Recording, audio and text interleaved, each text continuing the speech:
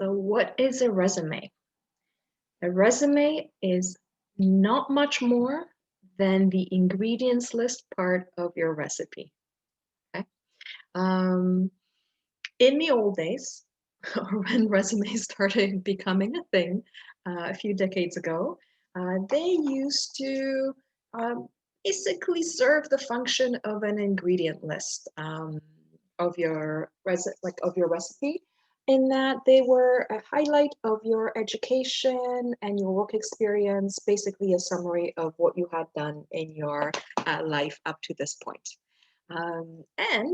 And past recipes also looked basically had a list of ingredients, and then the directions on how to make the dish, and they were often presented in a pretty standard way, step by step, 1 or 2 page, or actually in the olden days it was more, 3 or 4 or 5 pages, basically a highlight for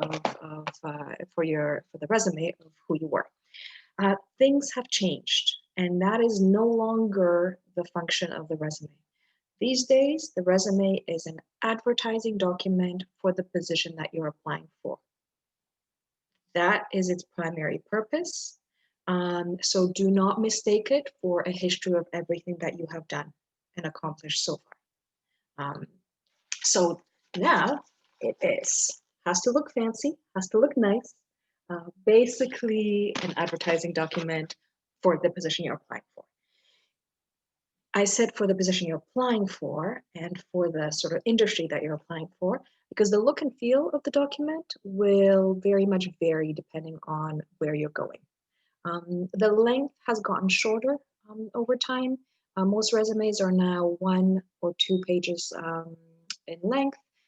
They hardly ever go beyond 2 pages, except for a couple different industries, but it's probably safer to make them shorter, because remember, they serve the function of being an advertising document, and they have to be presented in a way that speaks to your audience.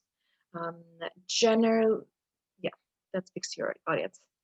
So that's pretty much the gist of what a resume is.